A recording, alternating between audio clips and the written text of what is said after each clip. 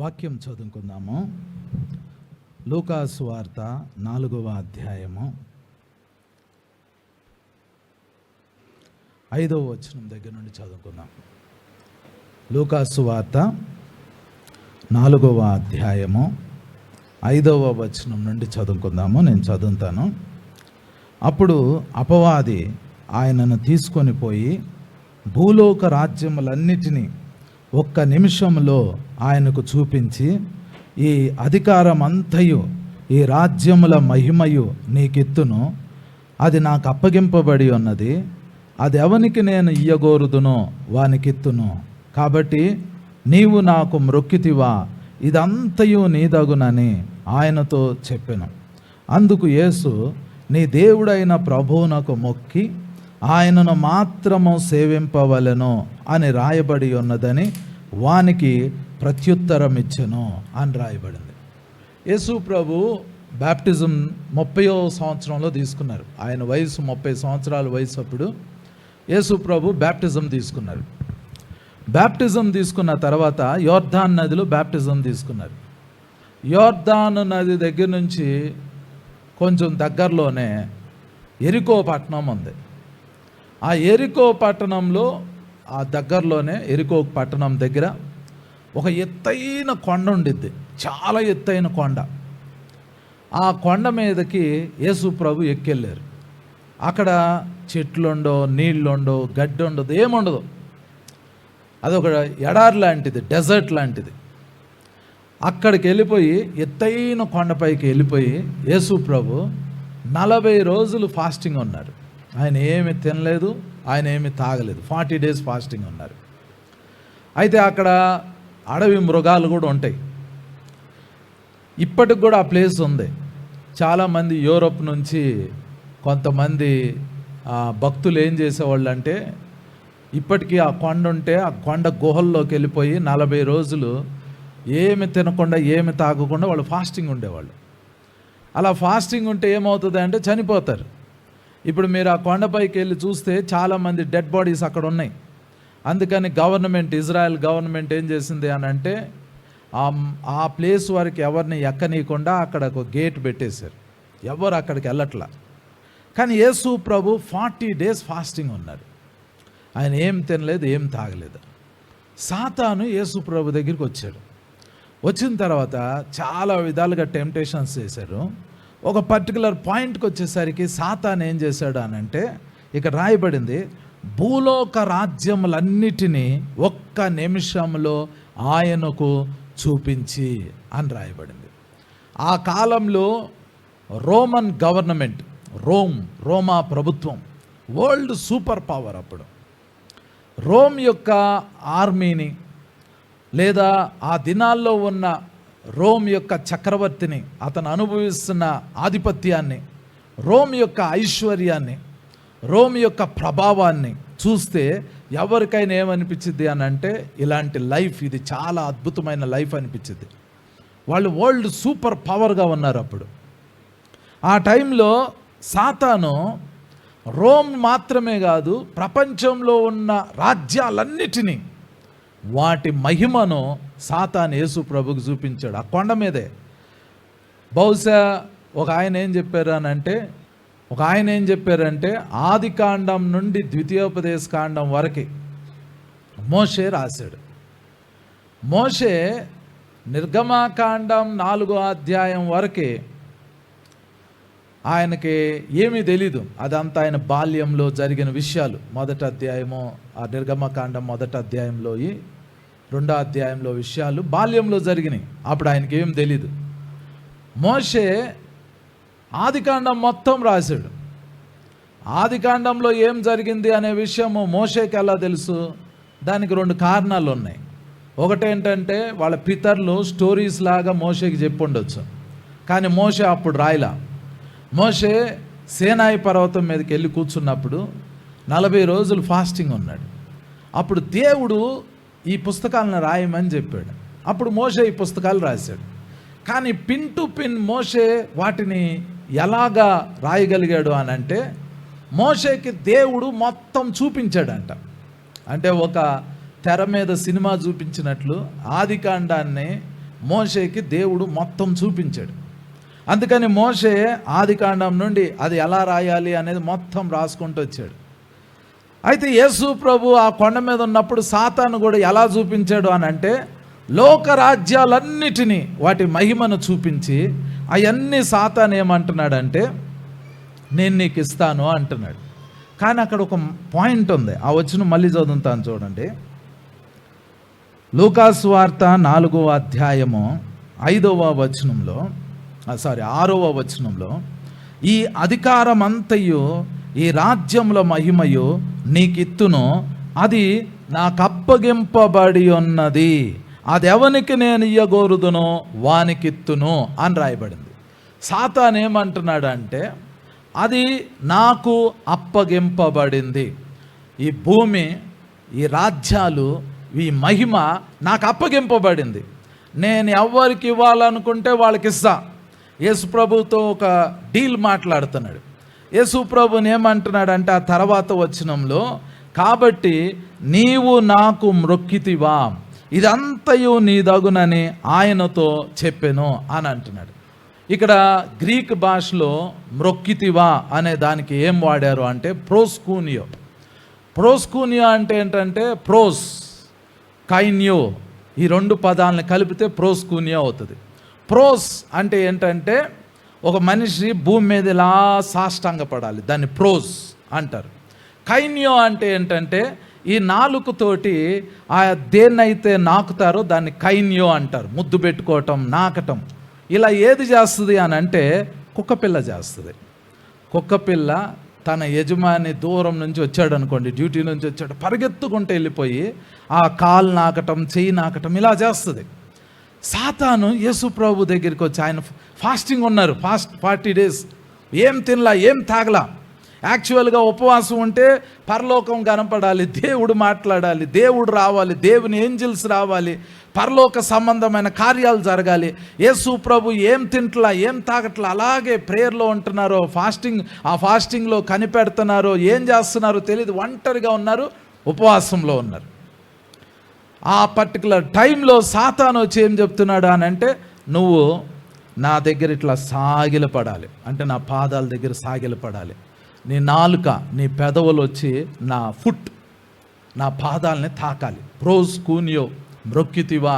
మ్రొక్కటం అంటే ఏదో ఇట్లా నిలబడి చేయటం కాదు. వర్షిప్ అంటే చాలామంది మనం ఏమనుకుంటాం, నిలబడి 2 చేతులు పైకెత్తి పాట పాడటం అనుకుంటాం. కానీ దానిలో ఎంత అర్థం ఉంది. ఇంగ్లీష్లో అయితే వర్షిప్ అని ఉంటుంది, తెలుగులో మ్రొక్కితివా. కానీ ఒరిజినల్ వర్డ్ ఏంటంటే ప్రోస్కూనియో. నువ్వు ఇట్లా సాగిలపడు, నేను నీ ఎదురుగా ఉంటా, నీ నాలుక, నీ పెదవులు వచ్చి నా పాదాలని తాకాలి. అప్పుడు నేనేం చేస్తానంటే నీకు చూపించిన ఈ లోక రాజ్యాలన్నిటినీ, వాటి మహిమను నేను నీకు ఇస్తాను, అది నాకు అప్పగింపబడింది. ఇక్కడ పాయింట్ ఏంటంటే అప్పగింపబడింది అంటే నువ్వు సృష్టికర్త కాదు, సాతాను సృష్టికర్త కాదు. సాతానే నిజం చెప్తున్నాడు, సాతాను అబద్ధం ఆడట్లా. సాతాను క్లియర్గా నిజమేం చెప్తున్నాడు అని అంటే, నేను సృష్టికర్తను కాదు, ఇది నాకు సంబంధించింది కూడా కాదు, ఇది నాకు అప్పగింపబడింది, ఈ లోకం నాకు అప్పగింపబడింది, ఈ రాజ్యం నాకు అప్పగింపబడింది, ఈ మహిమ నాకు అప్పగింపబడింది. ఇప్పుడు నాది నా చేతుల్లో ఉంది, నేను ఎవరికైనా ఇవ్వగలుగుతా, నీకు ఇవ్వాలంటే నీకు ఇస్తా. కానీ ఒకే ఒక చిన్న పని చేయాలి, ఒక చిన్న కండిషన్ ఏంటి అని అంటే, నువ్వు సాగిలపడి నా పాదాల మీద పడి నా పాదాలని ముద్దు పెట్టుకో, నా పాదాలని నీ నాలుకతో నాకు, నేను నీకు ఇది మొత్తం ఇస్తా. ఇది మొత్తం ఎలా వచ్చింది? మనం వెళ్ళి దేవుణ్ణి అడిగామనుకోండి, ప్రభువా నువ్వు సృష్టికర్తవి, నువ్వు సమస్తాన్ని సృష్టించావు, ఎలా సృష్టించావు అని మనం దేవుణ్ణి అడిగామనుకోండి, దేవుడు ఏమంటాడంటే నా వాక్కుతో సృష్టించాను అంటాడు. వాక్యం, వర్డ్, దేవుని వాక్యంతో సమస్తం సృష్టింపబడింది. అప్పుడు మనం దేవుణ్ణి అడగాలి, నీ వాక్యం ఏదో చూపించు అని అంటే ఆయన యేసు ప్రభువుని చూపిస్తారు.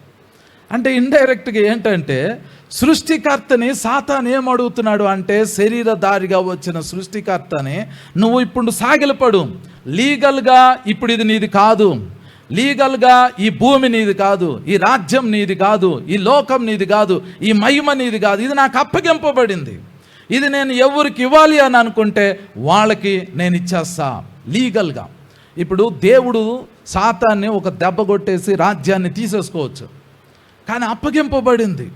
దేవుడు లీగల్గా లాని ఫాలో అవుతాడు, చట్టాన్ని ఫాలో అవుతాడు.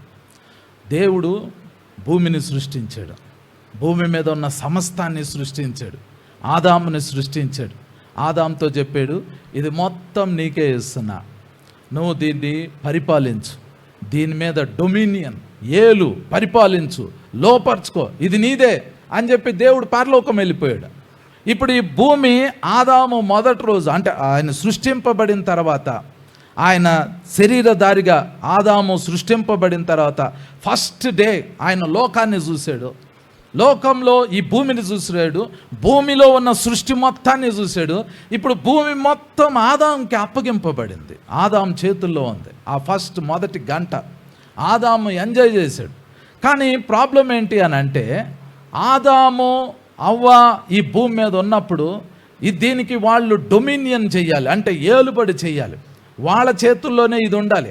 మరి దేవుడు ఎందుకు వచ్చాడు? ఆదాం తప్పు చేసినప్పుడు, చెట్టు చాటుకెళ్ళి దాక్కున్నప్పుడు దేవుడు చల్లపోట ఆ ఏదెను వనంలోకి నడుచుకుంటూ వచ్చాడు. నడుచుకుంటూ వస్తా, ఆదాం నువ్వు ఎక్కడున్నావు అని అన్నాడు. దేవుడు ఎందుకు రావాలి? దేవుడు భూమిని ఆదాంకి అప్పగించాడు. దేవుడు సృష్టిని, ఈ భూమి మీద ఉన్న సమస్త సృష్టిని ఆదాంకి అప్పగించి నువ్వు పరిపాలించు అన్నాడు. చక్కగా ఆదాం పరిపాలించుకోవాలి. కానీ దేవుడు ఎందుకు వస్తున్నాడు? దేవుడు సమస్తాన్ని ఆదాంకి ఇచ్చాడు, కానీ ఆదాముని ఆదాంకి ఇలా అంటే నీ బతుకు నువ్వు బతుకు, ఇక నీతో నాకు సంబంధం లేదు, నీ ఇష్టం వచ్చినట్టు నువ్వు ఉండు అని అనలా. అంతా ఇచ్చేసి ఆదాం మీద అధికారం మాత్రం దేవునికి ఉంది. ఇప్పుడు దేవుడు ఆదాం దగ్గరికి ఎందుకు వచ్చాడు అని అంటే, మాట్లాడటానికి, సహవాసం చేయటానికి. దేవుడు తన ప్రజలతో కూర్చుని మాట్లాడటానికి వస్తాడు. దేవుడు సమస్తాన్ని ఎందుకు సృష్టించాడు అని అంటే, నేను ఇదివరకు చెప్పాను, మీరు పరలోకంలోకి వెళ్తే పరలోకంలో దేవుని సింహాసనం మీద, అత్యున్నత సింహాసనం మీద దేవుడు కూర్చున్నాడు. ఆయన సింహాసనం చుట్టూ 24 సింహాసనాలు ఉన్నాయి. దాని మీద 24 మంది పెద్దలు కూర్చున్నారు. వాళ్ళందరూ తెల్లని వస్త్రాలు వేసుకున్నారు. వాళ్ళ తలల మీద బంగారు కిరీటాలు ఉన్నాయి. అవన్నీ దేవుడే ఇచ్చాడు. వాళ్ళందరూ ఏం చేశారు అని అంటే, ప్రకటన గ్రంథం 4వ అధ్యాయం లాస్ట్ 2 వచనాలు చదివితే ఏమర్థమైందంటే, వాళ్ళందరూ తమ సింహాసనాల మీద నుంచి లెగిసి వాళ్ళ కిరీటాలు తీసుకెళ్ళి దేవుని పాదాల దగ్గర పెట్టి అక్కడ ఆయనకి సాగిలి పడిపోయి వాళ్ళు ఏమంటారంటే, అయ్యా నువ్వు సమస్తాన్ని సృష్టించావు, నీ ఆనందం కోసం, నీ సంతోషం కొరకు సమస్తం ఉంది అని వాళ్ళు అంటారు. వాళ్ళు ఏమంటున్నారంటే, నువ్వు సృష్టించిందే నీ ఆనందం కొరకు. ఆదాముని ఎందుకు సృష్టించాడు అని అంటే, అది ఆయన ఆనందం, ఆయన సంతోషం. ఆయన ఏం చేస్తున్నాడు అని అంటే, మొత్తం సృష్టించి ఆదాంకి అప్పగించి ఆయన ఏమనుకున్నాడంటే, డైలీ ఏదైనా వనంలోకి రావాలి, ఆదాంతో మాట్లాడాలి, అవ్వతో మాట్లాడాలి, వాళ్ళిద్దరితో టైం స్పెండ్ చేయాలి, వాళ్ళిద్దరితో భోజనం చేయాలి. మీకు యేసు ప్రభు ముఖాముఖిగా ప్రత్యక్షం అయ్యాడు అనుకోండి, మొదటి రోజు రెండో రోజు బాగానే ఉంటుంది. తర్వాత ఆయన ఏం చేస్తారో తెలుసా? మొదటి రోజు కానీ రెండో రోజు కానీ ఆయన తప్పకుండా మిమ్మల్ని ఏం అడుగుతారంటే, తినటానికి ఏమన్నా ఉందా అని అడుగుతారు. ఇది 100% నిజం. ఎందుకంటే ఆయన పునరుద్ధానుడు అయిన తర్వాత వీళ్ళు పోయి సముద్రంలో చేపలు పట్టేటప్పుడు వాళ్ళకి ఏం దొరకకపోతే అక్కడికి వెళ్ళి నిలబడి వాళ్ళని పిలిచేయమంటాడంటే, నా పిల్లలారా మీ వద్ద తినటానికి ఏమైనా ఉందా అని అడుగుతారు. యేసు ప్రభుకి ఏంటంటే కలిసి కూర్చుని భోంచేయటం అంటే చాలా చాలా చాలా చాలా చాలా ఇష్టం. ఆయన తినటానికి ఏమైనా ఉందా అని అడుగుతారు. ఏదెను వనంలోకి దేవుడు వచ్చి ఆదాంతో కూర్చుని ఏం చేస్తాడు అని అంటే, భోంచేస్తారు, మాట్లాడతారు, చాలా చక్కగా డిస్కషన్స్ చేస్తారు. అది ఆయనకు ఆనందం.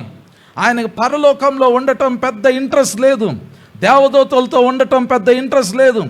ఆయనకి భూమి మొత్తం ఆదామే పరిపాలించాలి, ఆదాం కుమారులు కుమార్తెలు వాళ్ళు పరిపాలించాలి. ఆయన మాత్రం రోజు పరలోకం నుండి భూమి మీదకు రావాలి, మాట్లాడాలి. ఒకరోజు ఏమైంది అని అంటే, రోజు దేవునితో మాట్లాడుతూ ఉండినప్పుడు ఆదాం అవ్వ ఆ రిలేషన్షిప్ని బట్టి ఏమనాలంటే, ప్రభా నువ్వు రోజు పరలోకం వెళ్తాం ఎందుకు, మాతోనే పర్మనెంట్గా ఇక్కడ ఉండిపో అంటారని దేవుడు అనుకున్నాడు. వాళ్ళు అట్లా అంటారు అని అనుకుని ఆయన రావటం స్టార్ట్ చేశాడు. ఈలోపు సాతాను ఏం చేశాడు అని అంటే, వీళ్ళను మోసం చేశాడు, వీళ్ళని దేవుని దగ్గర నుంచి దూరం చేశాడు. వీళ్ళ అధికారాన్ని, ఈ భూమి మీద ఈ సృష్టి మీద ఉన్న అధికారాన్ని వాడు దొంగిలించాడు.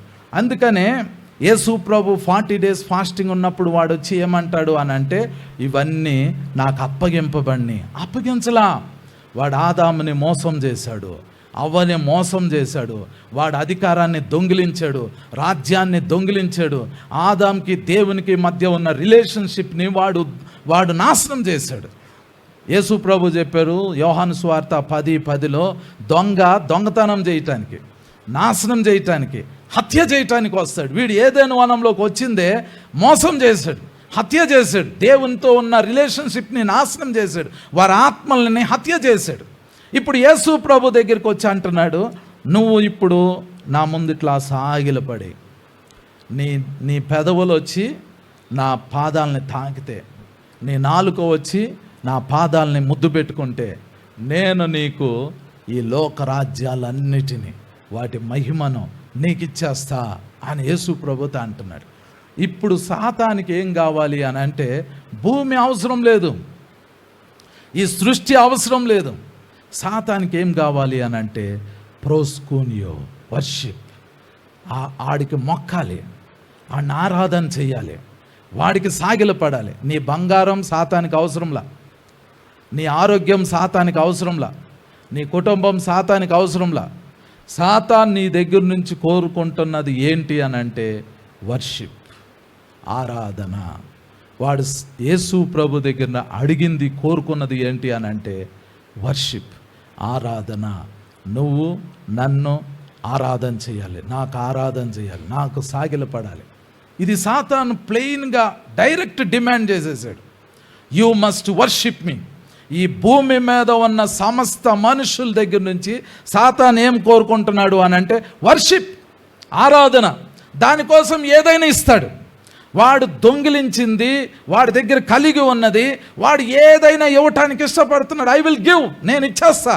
ఆరోగ్యం కావాలా, ఆరోగ్యం సాతాను ఇస్తాడు. ఎందుకంటే నీ ఆరోగ్యాన్ని వాడే దొంగిలించాడు. వాడి దగ్గరే నీ ఆరోగ్యం దొంగతనం చేయబడింది. దేవుడు నీకు మంచి ఆరోగ్యం ఇచ్చాడు. ఒక ఆమె ఒకసారి యేసు ప్రభు సమాజ మందిరంలో వాక్యం చెప్తా ఉంటుంటే, ఒక ముసలామె నడుం పూర్తిగా వంగిపోయింది, తల పైకెత్తి ఇట్లా చూడలేదు, పూర్తిగా వంగిపోయింది. ఆమె ముఖం నేలను చూస్తూ ఉంది, అంట్లా వంగిపోయింది. ఆమె సమాజ మందిరంలోకి వస్తే యేసు ప్రభు ఆమెను చూసి ఆమెను దగ్గరికి పిలిచి ఆమె నడుము మీద చేయి పెడతాడు. పెట్టే ముందు చెప్తాడు, సాతాను ఈమెని 18 సంవత్సరాలుగా బంధించి ఉంచాడు అని అంటాడు.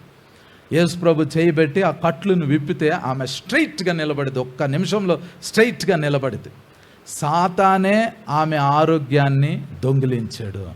నీ థైరాయిడ్ దగ్గర వాడే కట్టుకట్టాడు, నీ బీపీ దగ్గర వాడే కట్టుకట్టాడు, నీ షుగర్ దగ్గర వాడే కట్టుకట్టాడు, నీ క్యాన్సర్ రోగం దగ్గర వాడే కట్టుకట్టాడు. వాడు ఏమంటాడు అని అంటే, నేను నీ ఆరోగ్యం నీకు ఇస్తా, నీ పిల్లల్ని నీకు ఇచ్చేస్తా, నీ సమాధానం నీకు ఇచ్చేస్తా, నువ్వు చేయాల్సిందల్లా ఏంటి అని అంటే యూ మస్ట్ వర్షిప్ మీ. నువ్వు ఆరాధన చేయాలి, నువ్వు ఆరాధన చేస్తే అన్నీ ఇచ్చేస్తా. యేసు ప్రభు దగ్గర నుంచి ఇప్పుడు ఉన్న మన దగ్గర వరకే, పాత నిబంధనలో ఉన్న అందరు భక్తుల దగ్గర నుంచి, మనుషులందరి నుంచి వాడు ఏం కోరుకుంటున్నాడు అని అంటే వర్షిప్, ఆరాధన. దేవుడు ఏం కోరుకుంటున్నాడు? యోహాను సువార్త 4వ అధ్యాయం, యోహాను సువార్త 4వ అధ్యాయము 23వ వచనం చదువుతాను చూడండి. అయితే యథార్థముగా ఆరాధించువారు ఆత్మతోనూ సత్యముతోనూ తండ్రిని ఆరాధించు కాలము వచ్చుచున్నది, అది ఇప్పుడునూ వచ్చేయున్నది. తన్ను ఆరాధించువారు అట్టివారే కావలెనని తండ్రి కోరుచున్నాడు అని రాయబడింది. యోహాను సువార్త 4వ అధ్యాయం 23వ వచనం ఏం చెబుతుంది అని అంటే, దేవునికి ఏమి కావాలి అని అంటే వర్షిప్. దేవునికి ఏం కావాలి అని అంటే ఆరాధన. ఆయనకి సాగిలపడాలి, ఆయన పాదాలను మనం ముద్దు పెట్టుకోవాలి అని దేవుడు కోరుకుంటున్నాడు. వర్షిప్. సాతాను అదే కోరుకుంటున్నాడు. దేవుడు, అది దేవునికి చెందింది. ఆరాధన ఎవరికి చెందిందంటే దేవునికి చెందింది. అయితే సాతాను ఏం కోరుకుంటున్నాడు అని అంటే వర్షిప్. వాడు అదే కోరుకుంటున్నాడు. వాడు ఎందుకు అది కోరుకుంటున్నాడు? ఇన్ఫ్యాక్ట్ మనము యెహెజ్కేలు గ్రంథం 28వ అధ్యాయం చదివితే వాడు పాత హిస్టరీ మనకి తెలిసిద్ది. వాడు కూడా దేవుణ్ణి వర్షిప్ చేసేవాడు ఒకప్పుడు. ఆడు పరలోకంలో ఒక దేవదూతగా ఉండి కోట్ల కోట్ల కోట్ల సంవత్సరాలు వాడు దేవుని సన్నిధిలో దేవుణ్ణి వర్షిప్ చేశాడు. కానీ వాడికి ఏమైందో తెలియదు. కానీ వాడు ఏం డిసైడ్ అయ్యాడు అని అంటే, నాకు కూడా వర్షిప్ కావాలి, నేను ఆరాధింపబడాలి అని కోరుకుంటున్నాడు. ఇప్పుడు ఏంటంటే చివరి దినాల్లో సంఘం ఎత్తబడబోయే ముందు సాతానుడు భూమి మీదకి రాబోతున్నాడు, క్రీస్తు విరోధిని పంపబోతున్నాడు, అబద్ధ ప్రవక్తలను పంపబోతున్నాడు, చట్టాలని మార్చబోతున్నాడు. ఇవన్నీ ఎందుకు చేయబోతున్నాడో తెలుసా? లాస్ట్ డేస్లో మీరు కాపాడుకోవాల్సింది, మీరు కలిగి ఉండాల్సింది ఏంటి అని అంటే ఆరాధన, దేవుణ్ణి ఆరాధన చేయటం. సాతాను మీ దగ్గర నుంచి ఏం దొంగిలించాలి అని అనుకుంటున్నాడు అని అంటే ఇట్ ఈస్ వర్షిప్, ఆరాధనని దొంగిలించాలి అని అనుకుంటున్నాడు. వాడు ఏం చేయాలనుకుంటున్నాడు ఇంతకీ? ఇప్పుడు ప్రకటన గ్రంథం చూడండి, ప్రకటన గ్రంథం 13వ అధ్యాయం, ప్రకటన గ్రంథం 13వ అధ్యాయము మొదటి వచనం నుండి నేను చదువుతాను చూడండి. ప్రకటన గ్రంథం 13వ అధ్యాయము మొదటి వచనం నుండి. మరియు 10 కొమ్ములను 7 తలలను గల యొక్క క్రూర మృగము సముద్రంలో నుండి పైకి వచ్చుట చూచితిని. దాని కొమ్ముల మీద 10 కిరీటములను, దాని తలల మీద దేవదూషణకరమైన పేళ్లను ఉండెను. నేను చూచిన ఆ మృగము చిరుత పులిని పోలి ఉండెను. దాని పాదములు ఎలుగుబంటి పాదములు వంటివి, దాని నోరు సింహపు నోరు వంటిది. దానికి ఆ ఘట సర్పము తన బలమును, తన సింహాసనమును, గొప్ప అధికారమును ఇచ్చెను. దాని తలలలో ఒకదానికి చావు దెబ్బ తగిలినట్టు ఉండెను. అయితే ఆ చావు దెబ్బ మానిపోయాను గనుక భూజనులందరూ మృగము వెంట వెళ్ళుచు ఆశ్చర్యపడుచుండిరి. ఆ మృగమునకు అధికారం ఇచ్చినందున వారు ఘట సర్పమునకు ఆరాధన చేసిరి, అంటే నమస్కారం చేసిరి అనేది ప్రోస్కూనియో అనే పదం గ్రీక్ భాషలో ప్రోస్కూనియో అని వాడారు. మరియు వారు ఆ మృగముతో సాటి ఎవడు, దానితో యుద్ధం చేయగలవాడు ఎవడు అని చెప్పుకొనుచు ఆ మృగమునకు నమస్కారము చేసిరి అని రాయబడింది. నేను చెప్పాను కదా ఇందాక, మృగము అని బైబిల్లో ఉంది, కానీ మృగము కాదు, క్రీస్తు విరోధి అంటే ఒక మనిషి. మీరు యూట్యూబ్లో ఎప్స్టీన్ ఫైల్స్ అని చూసారా? చూడండి. అసలు అవి నేను చెప్పకూడదు, అవి మీరు వినకూడదు. అది అంత భయంకరమైంది. ఆ మనుషుల పేర్లు కూడా చెప్పడానికి భయం వేస్తుంది. కానీ సింపుల్గా మీకు అర్థమయ్యేలాగా చెబుతాను. అమెరికాకి దగ్గరలో సముద్రంలో ఒక ద్వీపం ఉంది, ఐలాండ్. దాన్ని జెఫ్రీ ఎప్స్టీన్ అని ఒకడు కొనుక్కున్నాడు. కొనుక్కొని వాడు ఏం చేశాడు అని అంటే తన ప్రైవేట్ ఐలాండ్గా దాన్ని పెట్టుకుని అక్కడ చిన్న చిన్న పిల్లల్ని, 10 సంవత్సరాల ఆడపిల్లల్ని, 12 సంవత్సరాల ఆడపిల్లల్ని, 16 సంవత్సరాల ఆడపిల్లల్ని వాడు కిడ్నాప్ చేసి కొన్ని 100 మంది పిల్లల్ని అక్కడికి తీసుకెళ్ళారు. అక్కడికి ఎందుకు తీసుకెళ్లారు అని అంటే దానికి 2 కారణాలు. మొదటిది ఏంటంటే మన రక్తంలో, చిన్నపిల్లల రక్తంలో ఒక హార్మోన్ ఉంటుంది. అది ఎప్పుడు రిలీజ్ అయ్యిద్ది అంటే వాళ్ళు భయపడినప్పుడు, వాళ్ళు విపరీతమైన టార్చర్ అనుభవించినప్పుడు, భయపడినప్పుడు బ్రెయిన్ కొన్ని సిగ్నల్స్ పంపిస్తే అప్పుడు బ్లడ్లో వాళ్ళ హార్మోన్ రిలీజ్ అయ్యిద్ది. ఆ హార్మోన్ రిలీజ్ అయినప్పుడు ఆ రక్తం తాగితే, ముసలోళ్ళు ఆ రక్తం తాగితే వాళ్ళకి యవ్వనం వచ్చిద్ది అని వాళ్ళు నమ్ముతున్నారు. నమ్మి జెఫ్రీ ఎప్స్టీన్ అనేవాడు ఏం చేశాడంటే ఆడపిల్లల్ని అక్కడికి తీసుకెళ్ళి వాళ్ళని మానసికంగా, శారీరకంగా భయపెట్టి, మానభంగం చేసి, వాళ్ళని టార్చర్ పెట్టి, యాసిడ్లో వాళ్ళని ముంచి చాలా ఘోరంగా చేసి ఆ భయం మీద వాళ్ళు ఆ భయపడుతున్నప్పుడు అప్పుడు వాళ్ళని చంపి వాళ్ళ రక్తాన్ని తీసి కొంతమందికి తాగించాడు. వాళ్ళల్లో ఎవరెవరు ఉన్నారో తెలుసా అండి? అమెరికా ప్రధానులు ఉన్నారు, అమెరికా అధ్యక్షులు ఉన్నారు, బిలియనియర్స్ ఉన్నారు, మిలియనియర్స్ ఉన్నారు, వ్యాపారవేత్తలు ఉన్నారు. వాళ్ళ పేర్లు చెబితే వాళ్ళని మీరు అసహ్యించుకుంటారు. వాళ్ళు అంత భయంకరంగా 8 సంవత్సరాల పిల్లతోటి వాళ్ళు సెక్స్లు చేశారు, అంత భయంకరమైనది చేశారు. అయినా అమెరికన్ గవర్నమెంట్ వాళ్ళని శిక్షించట్లా.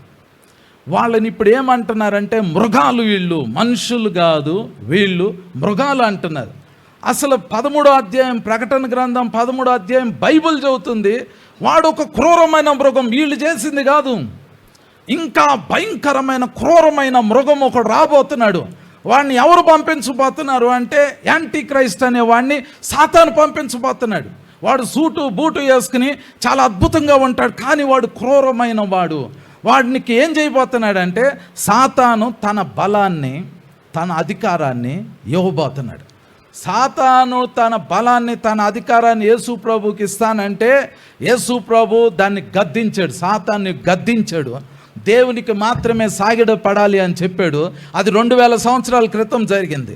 కానీ ఇప్పుడు సాతాను ఎవరినో ఎన్నుకుంటున్నాడు, వాడి దగ్గరికి వెళ్తున్నాడు, వాడితో ఇదే డీల్ వాడితో మాట్లాడుతున్నాడు. యేసు ప్రభు 40 days ఫాస్టింగ్ ఉన్నప్పుడు యేసు ప్రభు దగ్గర ఏ డీల్ అయితే పెట్టాడో సేమ్ డీల్ని సాతాను ఇప్పుడు ఎవరితోనో చేయబోతున్నాడు. వాడే క్రీస్తు విరోధి. వాడి దగ్గరికి వెళ్ళి సాతాను ఏం చెప్తాడు అని అంటే, లోకరాజ్యాలన్నిటినీ నీకు ఇస్తా, వాటి మహిమను నీకు ఇస్తా. వాడు మనిషే, వాడు ఆ మనిషి ఎవరో కానీ తెలియదు, కానీ వాడు మనిషే. సంబడి ఒక వ్యక్తి, ఆడు ఎక్కడో పుట్టి ఉండొచ్చు, వాడు రాజు అయ్యి ఉండొచ్చు, వాడు బిజినెస్ మ్యాన్ అయ్యి ఉండొచ్చు, వాడు ఎవడో తెలీదు. వాడు బయటకు వస్తే కానీ తెలుస్తుంది. వాడు ప్రేయర్ చేసుకుంటున్నప్పుడు, లేదా పూజ చేసుకుంటున్నప్పుడు, లేదా ఇంకేదో చేసుకుంటున్నప్పుడు సాతాను యేసు ప్రభు దగ్గరికి ఎట్లా వెళ్ళాడో అదే డీల్ పట్టుకుని వాడి దగ్గరికి వెళ్ళి నిలబడి ఏమంటాడు అని అంటే, నేను ఈ లోకరాజ్యాలన్నిటినీ వాటి మహిమను నీకు ఇస్తా. నువ్వు చేయాల్సింది ఏంటంటే, నువ్వు వచ్చి నా పాదాల దగ్గర సాగిలపడి నీ నాలుగుతో నా పాదాలను ముట్టుకుని, నీ పెదవులతో నా పాదాలను ముద్దు పెట్టుకుంటే ఈ రాజ్యాలన్నిటినీ వాటి మహిమను నీకు ఇస్తా అంటాడు. డీల్ సెట్ అవుతుంది. అప్పుడు యాంటీ క్రైస్ట్ అనేవాడు ఆ డీల్లో పార్టిసిపేట్ చేసి, వాడు పని ఏంటంటే వాడు భూమి మీద ప్రభుత్వాన్ని తన స్వాధీనంలోకి తీసుకుంటాడు. వాడు డీల్ చేసేది ఏంటి అని అంటే, అన్నీ నాకు, నేను ఎలాగైనా భూమి మీద ఉన్న మనుషులందరినీ తీసుకొచ్చి నీ పాదాల దగ్గర నీకు మొక్కేటట్టు, నీ పాదాలు ముద్దు పెట్టుకునేటట్లు నేను చేస్తా. భూమి మీద ఉన్న ప్రజలందరూ అంటే మీ గురించి, నా గురించి వాడు అక్కడ డీల్లో మాట్లాడుతున్నాడు. క్రీస్తు విరోధి అనేవాడు సాతాన్ దగ్గర జరిగే డీల్లో అప్పుడు మీరు వినరు, మీరు నిద్రపోతానో జాబ్ చేసుకుంటానో ఎక్కడో ఉంటారు, కానీ ఈ డీల్ జరుగుతుంది. అది ఎక్కడ జరుగుతుందో మనకు తెలీదు. సాతాను క్రీస్తు విరోధి కలిసి కూర్చుని వాళ్ళు చేసుకునే డీల్ ఏంటంటే, లోక రాజ్యాలు వాటి మహిమంతటిని సాతాను వాడికి ఇస్తానంటాడు. వాడు చేసేది ఏంటి అని అంటే, వాళ్ళు నాకు సాగిలపడాలి, నీకు సాగిలపడాలి, మనము కలిసి పని చేద్దాము అంటారు. వాడు రాజకీయ నాయకుడు కాదు. మనకి లేటెస్ట్గా వచ్చేది ఏంటంటే, తెస్సలోనీయులకు రాసిన పత్రిక, రెండవ పత్రిక, తెస్సలోనీయులకు రాసిన రెండవ పత్రిక, 2వ అధ్యాయము 4వ వచనం చదువుతాను చూడండి. తెస్సలోనీయులకు రాసిన రెండవ పత్రిక 2వ అధ్యాయము 4వ వచనం. ఏది దేవుడు అనబడునో, ఏది పూజింపబడునో దానినంతటినీ ఎదిరించుచు, దానికంతటికి పైగా వాడు తన్ను తానే హెచ్చించుకొనుచు, తాను దేవుడునని తన్ను కనపరుచుకొనుచు దేవుని ఆలయంలో కూర్చుండును గనుక ఏ విధముగానైనాను ఎవ్వడను మిమ్మును మోసపరచనీయకుడి అని రాయబడింది. వాడు దేవుని ఆలయంలోకి వెళ్ళి ఒకటే డిక్లేర్ చేస్తాడు, ఏంటి అని అంటే, ఐ యామ్ గాడ్, నేను దేవుణ్ణి అని వాడు డిక్లేర్ చేస్తాడు. నువ్వు రాజు అని చెప్పు మేము నమ్ముతామంటారు, నువ్వు అధిపతివి అని చెప్పు మేము నమ్ముతామంటారు ఇశ్రాయేలీలు. కానీ వాడు డైరెక్ట్గా ఏం డిమాండ్ చేస్తాడు అని అంటే, నేను దేవుణ్ణి. దేవుడికి ఏమి ఇవ్వాలి అని అంటే ఆరాధన, వర్షిప్. సో క్రీస్తు విరోధి వచ్చే ముందు ఈ భూమి మీద జరిగే పరిణామాల్లో మొదటిది ఏంటి అని అంటే, మీ వర్షిప్ని సాతాను క్రీస్తు విరోధి లాక్కుంటారు. సో ఇప్పుడు వర్షిప్ కోసం మీరు దేన్ని ఎక్స్చేంజ్ చేయగలుగుతారు అంటే, గవర్నమెంట్ లా, చట్టం ఎలా మారిపోతుంది అని అంటే, లాస్ట్కి వచ్చేసరికి నువ్వు నాకు వర్షిప్ చేస్తే నేను నీకు వాటర్ ఇస్తా, నువ్వు నాకు వర్షిప్ చేస్తే నేను నీకు కరెంట్ ఇస్తా, నువ్వు నాకు వర్షిప్ చేస్తే నేను నీకు పిల్లలకి ఆహారం ఇస్తా. నువ్వు వర్షిప్ చేయాలి అంతే, నువ్వేం చేయాల్సిన అవసరంలా, నువ్వు వర్షిప్ చేయాలి. వర్షిప్ చేస్తే నీకు అన్నీ ఇస్తా. ఎందుకంటే అప్పుడు అన్నీ బంద్ అయిపోతాయి. ఇంకొక వచనం చదువుతాను, ప్రకటన గ్రంథం 13వ అధ్యాయము 7వ వచనం చదువుతాను చూడండి. 8వ వచనం చదువుతాను చూడండి. ప్రకటన గ్రంథం 13వ అధ్యాయము 8వ వచనం. భూనివాసులందరూ అనగా జగదోత్పత్తి మొదలుకొని వధింపబడి ఉన్న గొర్రెపిల్ల యొక్క జీవగ్రంథమందు ఎవరి పేరు రాయబడలేదో వారు ఆ మృగమునకు, ఇంగ్లీష్లో వర్షిప్ అని ఉంటుంది, ఆ మృగమునకు నమస్కారము చేయుదురు అని రాయబడింది. గ్రీక్లో ప్రోస్కూనియో. అంటే మీ పేరు ఇప్పుడు గనక జీవగ్రంథంలో లేదు అనుకోండి, మీ పేరు ఇప్పుడు మీరు కూర్చున్నారు ఇక్కడ, మీరు ప్రార్థనకే వచ్చారు, ప్రార్థనలో ఉంటున్నారు, వాక్యం వింటున్నారు. ఒకవేళ మీ పేరు గనక జీవగ్రంథంలో రాయబడి లేదు అనుకోండి, రేపు ఆడు వచ్చాడు అనుకోండి, ఆయన వర్షిప్ చేసే లిస్ట్లో మీరు ఫస్ట్ ఉంటారు, మీరు కంపల్సరీగా ఫస్ట్ ఉంటారు. ఎవరి పేరైతే అందులో రాయబడలేదో వాళ్ళు 100% వాడికి ముద్దు పెట్టుకుంటారంట. ఇది లైట్గా తీసుకునే విషయం కాదు, ఇది తేలిగ్గా తీసుకునే విషయం కాదు. మీరు ఒక పని చేయండి, మీరు డైలీ ఒక టైం పెట్టుకోండి, ఏదన్నా ఒక టైం, మధ్యాహ్నం 1 గంటకో, సాయంత్రం 6 గంటలకో, ఉదయం 4 గంటలకో, ఏదో ఒక టైం పెట్టుకోండి. డైలీ ఆ టైంకి వెళ్ళి మీరు ప్రార్థన చేయాలి అని అనుకోండి. డైలీ ఆ టైంకి వెళ్ళి నేను నా దేవుని సన్నిధిలో మోకరించాలి అని అనుకోండి. మీరు టైం పెట్టుకున్న రోజు నుండి ఆ టైంకి రీచ్ అవ్వటానికి మీకు ఆటంకాలు వస్తూ ఉంటాయి. సాతాను ఏం చేస్తాడు అని అంటే, ఆ పర్టికులర్ పాయింట్ దగ్గరే దెబ్బ కొడతారు. మీకు ఒక వ్యక్తి గుర్తు రావాలి, దానియేలు నుంచి వాళ్ళు ఏం ఎక్స్పెక్ట్ చేశారు అని అంటే, నువ్వు ఏ దేవుడికి మొక్కకూడదు, ఒక 4 రోజుల పాటు మొక్కావు అని అంటే సింహాల బోన్లో వేస్తాం. ఇట్స్ వర్షిప్, ఆరాధన. సాతాను యేసు ప్రభు దగ్గరికి ఎందుకు వచ్చాడు అని అంటే, ఆ 40 డేస్లో ఆయన అప్పుడు ఏం చేస్తున్నాడంటే వర్షిప్, ఆరాధన. ఆయన తండ్రిని ఆరాధించుకుంటున్నాడు. సడన్గా వచ్చాడు, నీ ఆరాధన నాకు కావాలి. దానియేలు దగ్గరికి, నీ ఆరాధన నాకు కావాలి. It's worship. సాతానుడు ఏం ప్లాన్ చేస్తున్నాడు అని అంటే, కేవలము మనుషుల్లో ఉన్న ఆ యొక్క ఆరాధన అనే భావం ఏదైతే ఉందో అది వాడి పట్ల వ్యక్తపరచబడాలి. ఎవరి పేరైతే జీవగ్రంథంలో లేదో, if your name is not return in the book of life, నువ్వు 100% సాగిలపడతావు, 100% సాగిలపడతావు. ఒకవేళ బుక్ ఆఫ్ లైఫ్లో నీ పేరు ఉందా అనుకోండి, జీవగ్రంథంలో మీ పేరు ఉంది అనుకోండి, అప్పుడు మీరు వర్షిప్ చేయకపోతే ఏం చేస్తాడు? ఇప్పుడు ఒక వచనం చదువుదాం. ప్రకటన గ్రంథం 20వ అధ్యాయం 4వ వచనం. ప్రకటన గ్రంథం 20వ అధ్యాయము 4వ వచనం. అంతటా సింహాసనములను చూచితిని, వాటి మీద ఆసీనులయ్యుండు వారికి విమర్శ చేయుటకు అధికారం ఇవ్వబడెను. మరియు క్రూర మృగమునకైనను దాని ప్రతిమకైనను నమస్కారం చేయక తమ నొసళ్ళ యందు గాని చేతుల యందు గాని దాని ముద్ర వేయించుకొనని వారిని యేసు విషయమై తామిచ్చిన సాక్ష్యము నిమిత్తమును దేవుని వాక్యము నిమిత్తమును శిరచ్ఛేదనము చేయబడిన వారి ఆత్మలను చూచితిని అని రాయబడింది. ఇది మీరు గమనించాలి. వర్షిప్ చేయకపోతే ఏం జరిగింది అని అంటే, శిరచ్ఛేదనం చేయబడ్డారు. శిరచ్ఛేదనం అని అంటే ఖడ్గంతో తలను నరికేయటం. అంటే ఆ దినాల్లో ఉన్న వ్యక్తులు ఎంత స్ట్రాంగ్గా ఉన్నారంటే, వాళ్ళ ఫెయిత్లో, వాళ్ళ వర్షిప్లో, మేము వర్షిప్ చేయము, వీళ్ళ పేరు జీవగ్రంథాల్లో ఉన్నాయి, మేము వర్షిప్ చేయమంటే వదిలేసారు వాళ్ళు, వదల్లా.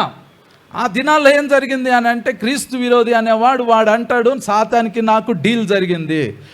సాతాన్ అనేవాడు యుగ సంబంధమైన దేవత, వాడు రిప్రజెంటేటివ్, నేను సాతాను దేవుడు, నేను దేవుడిని. సాతాను ఆకాశంలో ఉంటాడు, నేను భూమి మీద ఉంటాను. మీరు నాకు మొక్కాలి, నా ప్రతిమకు మొక్కాలి, వర్షిప్ చెయ్యాలి. ఆకాశంలో ఉన్న సాతానికి వర్షిప్ చేయాలి. వర్షిప్ చేయకపోతే మీకు ఒకటే ఆప్షన్ ఉంది, శిరచ్ఛేదనం, అంటే తల నరకబడాలి. ఇప్పుడు వర్షిప్ అంటే ఏంటి? ఏం లేదు, జస్ట్ ఒకసారి ఆడు బొమ్మ తెస్తాడు, ఆర్టిఫిషియల్ ఇంటెలిజెన్స్తో ఏదో రోబోట్నో పెడతాడు, ఆ బొమ్మ ఎదుట సాగిలపడటం, ప్రోస్కూనియో, సాగిలపడటం, దాన్ని ముద్దు పెట్టుకోవటం, అంటే దాన్ని ఆరాధన చేయటం, దాన్ని అంగీకరించటం. ఇది జస్ట్ ఒక 1 మినిట్లో అయిపోయింది. ఏముంది 1 మినిట్లో ఒక మాట అనేయటమే, అయ్యా నాకేం లేదయ్యా, నువ్వు కూడా నా దేవుడివే, నేను నిన్ను కూడా ఆరాధిస్తున్నా. జనరల్గా ఏంటంటే ఇక్కడ ముద్దు పెట్టుకుంటారు, వాటిని అట్లా ముద్దు పెట్టుకోవచ్చు, కాళ్ళకి సాగిలి పడవచ్చు. పడితే ఏమవుతుంది, నీకు వాటర్ ఇస్తాడు. కొనటం కానీ అమ్మటం కానీ జరిగిద్ది. You can buy anything, you can eat, నువ్వు ఎక్కడైనా ఉండొచ్చు. అప్పుడు ఈ మనీ ఉండదండి. రాబోయే ఒక ఆయన చెప్పారు 5 సంవత్సరాల కాలం ఉందంట. 5 సంవత్సరాల తర్వాత మొత్తం డిజిటలైజ్ అవుతుంది. అంటే కరెన్సీ నోట్లు ఉండవు, కాయిన్స్ ఉండవు, బంగారంతో వ్యాపారం చేయటం ఉండదు, ఇచ్చిపుచ్చుకోవటంతో ఉండదు, మొత్తం ఆన్లైన్ అయిపోతుంది. నువ్వు ఏది కొనాలన్నా ఆన్లైన్లోనే కొనాలి, ఆన్లైన్లోనే వ్యాపారం, ట్రాన్సాక్షన్స్ అంతా అక్కడే జరుగుతుంది. ట్రాన్సాక్షన్స్ చెయ్యాలి అని అంటే ఆ ఆన్లైన్ వ్యవస్థలోకి నువ్వు వెళ్ళాలి అని అంటే నువ్వు చేయాల్సిందల్లా ఒకటే, వర్షిప్. సాతానికి సాగిలపడి, క్రీస్తు విరోధికి సాగిలపడి నువ్వు మొక్కితే వాడు నీకు గింజలు ఇస్తాడు, వాడు నీకు కాఫీ కలుపుకోవటానికి వాటరు, డికాషన్, టీ, మిల్క్ ఇస్తాడు, బేసిక్ నీడ్స్ ఇస్తాడు. అసలు వాటరే కావాలి అని అంటే యూ మస్ట్ వర్షిప్. సాతాను అంత టైట్ చేయబోతున్నాడు. ఆడికి కావాల్సింది లాస్ట్ డేస్లో కావాల్సింది ఏంటంటే వర్షిప్. ఇప్పుడు ఆ చివరి లాస్ట్ డేకి వచ్చేసరికి ఫెయిత్ ఎంత స్ట్రాంగ్ ఉండాలి అని అంటే నువ్వు చేస్తావా చస్తావా అని అడిగితే వాళ్ళు చచ్చిపోయారండి. వాళ్ళు శిరచ్ఛేదనం చేయబడ్డారు. మీరెందుకు శిరచ్ఛేదనం చేయబడ్డారని వాళ్ళని అడిగారనుకోండి, అంటే దేవుడు ఆ రోజు కత్తి వచ్చి మీ మెడ మీద పడతా ఉంటుంటే దేవుడు వచ్చి కత్తిని ఆపడు, ఖడ్గాన్ని ఆపడు. షడ్రక్, మీషక్, అబేద్నెగోలు బొమ్మకు మొక్కనందుకు అగ్నిలోకి వెళ్తే ఆ అగ్నిని దేవుడు అగ్నిలోకి వెళ్ళి వాళ్ళని బయటికి తీసుకొచ్చాడు. వాళ్ళ యొక్క వెంట్రుక ఒక్కటి కూడా అగ్నిలో కాలిపోలా, అగ్ని వాసన కూడా లేదు. కానీ ఇక్కడ ఏమైద్ది అని అంటే ఖడ్గం నీ తల మీద, నీ మెడ మీద లిటరల్గా పడిద్ది. నీ తల నీ యొక్క శరీరం నుంచి వేరైపోయి పడిపోయిద్ది. కానీ దేవుడు ఏం చేయడు, ఇలా నిలబడి ఉంటాడు, ఏం చేయడు దేవుడు. కానీ ఆ పర్టికులర్ పాయింట్లో విషయం ఏంటి అని అంటే అక్కడ ఉన్న ఆ వ్యక్తులు ఎవరైతే ఉన్నారో వాళ్ళు శిరచ్ఛేదనం చేయబడటానికి ఇష్టపడ్డారు. మనము లాస్ట్ డేస్కి వచ్చేసరికి భక్తిలో చాలా స్ట్రాంగ్ అవ్వాలి, ఫెయిత్లో చాలా స్ట్రాంగ్ అవ్వాలి. చివరి దినాల్లో మనము దేవునికి ఎంత దగ్గర అవ్వాలి అని అంటే ఇట్ ఈజ్ నాట్ ఈజీ. అది అంత ఈజీ అయితే కాదు సర్వైవ్ అవ్వటం. ఇప్పుడు నువ్వు చేయాల్సింది ఏంటంటే ప్రాక్టీస్ వర్షిపింగ్ ద లార్డ్. దేవుణ్ణి ఆరాధన చేయటము మనం నేర్చుకోవాలి, దాన్ని చాలా జాగ్రత్తగా కాపాడుకోవాలి. ఆరాధన టైం ఉంది చూడండి, దాన్ని జాగ్రత్తగా కాపాడుకోవాలి. దేవుడు ఎందుకు శిరచ్ఛేదనం చేసేటప్పుడు ఆయన ఇట్లా చేతులు కట్టుకుని మౌనంగా ఉంటున్నాడు? ఇప్పుడు మీరున్నారు, మీరు వర్షిప్ చేయమన్నారు మిమ్మల్ని, సాతానికి, యాంటీక్రైస్ట్కి మీరు చేయము అన్నారు. అయితే కత్తి పెట్టి చంపుతామన్నారు, తల నరకబడుతుంది, మీరు కూడా నరకబడ్డారు. యేసు ప్రభు ఎందుకు కాపాడలేదు వాళ్ళని? కాపాడలా, అట్లాగున్నాడు. ఎందుకు కాపాడలేదు అని అంటే అక్కడ బైబిల్లో రాయబడింది. తర్వాత వచనం చూడండి, ప్రకటన గ్రంథం 20వ అధ్యాయము ఆ 4వ వచనంలోనే, అంతటా సింహాసనములను చూచితిని, వాటి మీద ఆసీనులయ్యుండు వారికి విమర్శ చేయుటకు అధికారం ఇవ్వబడెను, మరియు క్రూర మృగమునకైనను దాని ప్రతిమకైనను నమస్కారం చేయక తమ నొసళ్ళ యందు గాని చేతులు యందు గాని దాని ముద్ర వేయించుకొనని వారిని యేసు విషయమై తామిచ్చిన సాక్ష్యము నిమిత్తమును దేవుని వాక్యము నిమిత్తమును శిరచ్ఛేదనం చేయబడిన వారి ఆత్మలను చూచితిని. వారు బ్రతికిన వారై 1000 సంవత్సరములు క్రీస్తుతో కూడా రాజ్యము చేసిరి. ఆ 1000 సంవత్సరములు గడుచు వరకు కడమ మృతులు బ్రతకలేదు. ఇదియే మొదటి పునరుద్ధానం. అంటే వాళ్ళని పునరుద్ధానంలో యేసు ప్రభు లేపుతాడు, మొదటి పునరుద్ధానంలో. అందుకనే యేసు ప్రభుకి భయం లేదు. అరే మీ తల మీ శరీరము జస్ట్ సపరేట్ అవుతుంది అంతే, మీ ఆత్మ నా దగ్గరికి వచ్చేస్తుంది. నేనేం చేస్తాను అని అంటే నేను వస్తా, మీ ఆత్మని మీ శరీరాన్ని నేను కలుపుతా, నేను పునరుద్ధానం చేస్తా నీ బాడీని, నిన్ను నాతో పాటు నా సింహాసనం దగ్గర కూర్చోబెడతా. 1000 సంవత్సరాలు నువ్వు రాజ్యం చేస్తావు నాతో పాటు, నువ్వు బ్రతుకుతావు, 1000 సంవత్సరాలు నువ్వు రాజ్యం చేస్తావు. యేసు ప్రభుకి ఈ క్షణకాలం ఉండే శ్రమ గురించి ఆలోచన లేదు. వీడు నాకు నమ్మకంగా ఉంటే చాలు, నేను ఇతన్ని లేపుతా, ఇతన్ని బ్రతికిస్తా. ఒక సాక్ష్యం విన్నానండి. అంటే రక్షణ గురించి తమ పిల్లలకి ఎంత జాగ్రత్తగా నేర్పిస్తున్నారో ఆ సాక్ష్యం వింటే నాకు అద్భుతంగా అనిపించింది. ఒక అమ్మగారు ఉన్నారు, వాళ్ళ అబ్బాయి పైలట్. వాళ్ళ అబ్బాయి ఫ్లైట్లో ఎప్పుడు తిరుగుతూ ఉంటాడు. అయితే ఆ అబ్బాయి ఏం చేశాడంటే ఫ్లైట్ అటెండెంట్ తోటి, ఎయిర్ హోస్టెస్ తోటి ప్రేమలో పడ్డాడు. ఆమెమో అన్యురాలు, ఈ అబ్బాయి ఏమో రక్షణ పొందాడు. ఈ తల్లిగారు అతనికి ఏం చెప్పింది అని అంటే, నాయనా నువ్వు అట్లా వెళ్తాం తప్పు, ఆమె నిన్ను విశ్వాసం నుండి తప్పించిద్ది, మరి నువ్వు దేవుని ఆరాధించాలి, దేవునికి సంబంధించిన వ్యక్తివి, నువ్వు చనిపోతే పరలోకంలో ఉంటావు, నువ్వు అట్లా వెళ్ళిపోతే ఆమెని మనసు తిప్పేస్తే అప్పుడు ఏమవుతుంది అంటే నువ్వు లోకంలో కలిసిపోతావు, రక్షణ కోల్పోతావు. నువ్వు రక్షణ కోల్పోకూడదు, నువ్వు దేవుని చిత్తంలో పెళ్లి చేసుకోవాలి అని ఆమె చెప్పింది. ఆ అబ్బాయి వింటలా, ఆమె రోజు చెప్తా ఉంది, వింటలా. మెల్లిగా ఈ అబ్బాయి ఏమవుతుంది అంటే మెల్లిగా దేవుని నుంచి దూరం అయిపోయి మెల్లిగా లోకంలో కలిసిపోతున్నాడు. లోకంలో కలిసిపోయి ఇక దేవునికి పూర్తిగా దూరం అయిపోయాడు. ఆమె ఏమనుకుంటుందంటే, నా పిల్లోడు రక్షణలో ఉండి చనిపోయాడు అనుకోండి, పరలోకంలో ఉంటాడు. రక్షణ లేకుండా బతికున్నాడు అనుకోండి, అలా కొన్ని రోజులు జీవించి ముసలోడు అయిపోయి రక్షణ కోల్పోయి నాకు చనిపోతే నా పిల్లోడు నరకంలో ఉంటాడు. ఆమె అది ఆలోచించి రోజు ప్రభువా నాయనా నా పిల్లోడిని చంపి అని ప్రార్థన చేయటం స్టార్ట్ చేసింది. రక్షణలో ఉన్నప్పుడే, రక్షణ పోకముందే చంపేసాయి నాయన అని ప్రేయర్ చేయటం స్టార్ట్ చేసింది. ఒకరోజు ఏమైంది అని అంటే, ఆ ఎయిర్ హోస్టెస్ కిచెన్లో ఉంటే సిలిండర్ పేలి ఆమె చనిపోయింది. ఆ విషయం ఈమెకి చెప్పారు. ఆ పిల్లోడు చనిపోయిన డిప్రెషన్లో ఆ పిల్లోడు ఉండి తర్వాత కొన్ని సంవత్సరాలకు మళ్ళీ తిరిగి వచ్చాడు దేవునిలోకి. అసలు అక్కడ ఏం జరిగింది ఎవరికి అర్థం కాలే. ఈమెం ప్రేయర్ చేసింది, అక్కడేం జరిగింది ఏం అర్థం కాలే. కానీ ఒక విషయం ఏంటి అని అంటే, ఆ తల్లి కుమారుడిని ఎలా చూసుకుంది అని అంటే, రక్షణలో ఉంటే బతికించు, రక్షణ పోయేటట్టయితే రక్షణ పొందిన తర్వాత పోకముందే ఆ పిల్లోడిని తీసేసుకో ప్రభు అని. దేవుడు నిజంగానే కొంతమందిని యవ్వన వయసులోనే తీసేస్తాడు. ఎందుకంటే వాళ్ళ ఫ్యూచర్ని దేవుడు చూస్తాడు. తీసేసి ఏంటంటే వీడు తప్పిపోతే నరకంలోకి వెళ్ళిపోతాడు. కానీ దేవుడు లాస్ట్ డేస్కి వచ్చేసరికి అలా ఆయన ఏం చేయడు.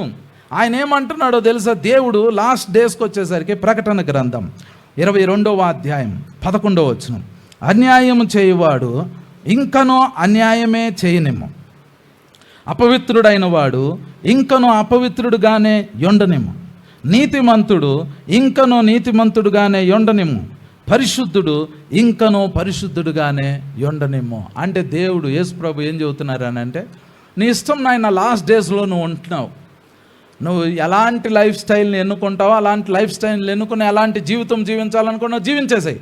అన్యాయంగా బతకాలనుకున్నా బతుకు, దేవుడిని నేను డిస్టర్బ్ చేయడు. అపవిత్రుడిగా ఉండాలనుకున్నా ఉండిపో, నీతిమంతుడిగా ఉండాలనుకున్నా నీతిమంతుడిగా ఉండు, పరిశుద్ధుడిగా ఉండాలనుకున్నా పరిశుద్ధుడిగా ఉండు. వీటన్నిటి మధ్యలో దేవుడు మీకు చాయిస్ ఇస్తున్నాడు. నువ్వు దేన్ని ఆరాధన చేయాలనుకుంటున్నావు, దేనికోసం దేన్ని వదిలిపెట్టాలని అనుకుంటున్నావు, ఏ వర్షిప్ కోసం, ఏ బెనిఫిట్స్ కోసం నువ్వు ఎవరి దగ్గర సాగిలి పడాలి అని అనుకుంటున్నావు, దేన్ని నువ్వు దూరం చేసుకుంటున్నావు, దేన్ని నువ్వు దగ్గర చేసుకుంటున్నావు. లాస్ట్ డేస్లో సాతాను తీసుకొచ్చే సిస్టమ్స్, సాతాను తీసుకొచ్చే ఏ పనైనా అది ఏం చేసిద్ది అని అంటే జస్ట్ డైవర్ట్ చేసేసిద్ది. నువ్వు వెనక్కి తిరిగి రాకుండా డైవర్ట్ చేసేసిద్ది. ఇన్స్టాగ్రామ్ ఉంది కదా, ఇన్స్టాగ్రామ్లో కొంతమందికి తెలిసి ఉండొచ్చు, కొంతమందికి తెలియకపోయి ఉండొచ్చు. ఈ రోజుల్లో ఎవరికి తెలియదు, ముసలోళ్ళు కూడా పొణుకునేట్టు తిప్పుతున్నారు. ఇన్స్టాగ్రామ్లో వీడియోస్, మీకు ఇష్టమైన వీడియోస్ ఒక 2 చూసారు అనుకోండి, దాని తర్వాత ఏమైద్ది అని అంటే సేమ్ అదే వీడియోస్ ఇక రిపీటెడ్గా వస్తాయి. అంటే మీకు ఏదైనా ఒక పొలిటీషియన్ నచ్చాడు, ఆయన వీడియోస్ 2 చూసారు అనుకోండి, జస్ట్ 2 వీడియోస్ 1 నిమిషంలో అయిపోతాయి. ఆ 2 రీల్స్ చూస్తే ఇక తర్వాత దానికంటే ఇంట్రెస్ట్ అయినవి అదే పొలిటీషియన్కి సంబంధించిన వీడియోస్ వస్తానే ఉంటాయి. మీరు ఏది చూస్తారో, వంటలకు సంబంధించిన చూస్తే అదే రీల్ వచ్చింది, వస్తానే ఉంటుంది. మీరు ఇట్లా తిప్పుతూ ఉంటుంటే 6 గంటలు 8 గంటలు ఆ రీల్ అలాగే వస్తానే ఉంటుంది. ఎవరు నీకు అవి పంపిస్తున్నారో తెలుసా? ఆర్టిఫిషియల్ ఇంటెలిజెన్స్ నువ్వు ఏం వీడియోలు చూస్తున్నావో, నీకు ఏమంటే ఇష్టమో, నువ్వు ఏ టైంలో ఎక్కడ ఉంటావో మొత్తం మీ డేటా మొత్తం దాని దగ్గర ఉంటుంది. నిన్ను ఫోన్ ఎదుట అలా కూర్చోబెట్టాలి అని అంటే కూర్చోబెట్టేసేసింది. యూ కెన్ నెవర్ ప్రే. మీరు అలాంటి జనరేషన్లో ఉన్నారు. ఇప్పుడు మీకు సాతాను వచ్చి ముఖాముఖిగా కనబడి నువ్వు నాకు సాగిల పడిపోతే నేను కత్తితో చంపుతానాల్సిన అవసరంలా. మీకు ఏమి ఇవ్వాలో అది సాతాను ఇస్తాడు. మీ దగ్గర నుంచి ఏమి తీసేయాలో అది సాతాను తీసేస్తాడు. ఇప్పుడు తెలుసుకోవాల్సింది ఏంటంటే, మీరు సాతాన్ని వర్షిప్ చేస్తున్నారా, దేవుణ్ణి వర్షిప్ చేస్తున్నారా, అది పక్కన పెట్టండి. అసలు వర్షిప్ చేస్తున్నారా మీరు? అసలు దేవుణ్ణి ఆరాధన చేస్తున్నారా? అసలు మీ బుర్రలోకి ఒక్క నిమిషమైనా దేవుని గురించి ఆలోచన ఉందా? అసలు చాలామంది చర్చ్కి వస్తారు, వాక్యం వింటా అన్నట్టు కూర్చుంటారు, చర్చిలోనే కూర్చుంటారు, టైం అయిపోయిద్ది, వెళ్ళిపోతారు. అసలు మీ మైండ్లో ఏ రోజైనా దేవునితో కొంత సమయం గడిపినట్టు మీకు అనిపించిందా? దేవునితో గడపటం అంటే వచ్చి వాక్యం వినటం కాదు, వచ్చి పాటలు పాడటం కాదు. మీరు కళ్ళు మూసుకుంటే నా కళ్ళ ముందు నా దగ్గర ఇప్పుడు యేసుప్రభు ఉన్నాడు, నేను ఆయనతో మాట్లాడుతున్నా, ఆయన నాతో మాట్లాడుతున్నాడు అనే అనుభవమో మీకు ఎప్పుడైనా వచ్చిందా? అది లేదనుకోండి, you are not worshipping God. మీరు దేవుణ్ణి ఆరాధన చేయట్లేదు. ఆరాధన అంటే ఇట్స్ అన్ ఎక్స్పీరియన్స్, అదొక అనుభవం. ఆరాధన అంటే అదొక అనుభవం అంటే ఏంటంటే ఆయన పాదాల దగ్గరికి వెళ్ళి నువ్వు ముద్దు పెట్టుకున్నట్టు నీకు అనిపించిందా? కొన్నిసార్లు వాక్యాన్ని ఎక్కువగా చదివామనుకోండి, దాన్ని ముగించేటప్పుడు ఏమనిపించిందో తెలుసా? వెంటనే బైబిల్ క్లోజ్ చేసి ముద్దు పెట్టుకుంటారు. కొన్నిసార్లు ప్రేయర్లో ఉన్నారనుకోండి, ఆ ఎమోషనల్ ఫీలింగ్ వచ్చింది. ఆ ఎమోషనల్ ఫీలింగ్ కనుక రావట్లేదు అనుకోండి, అసలు మీరు దేన్ని వర్షిప్ చేయట్లా, ఆరాధనకి చాలా దూరంగా ఉన్నట్లు మీకు తెలిసిపోతుంది.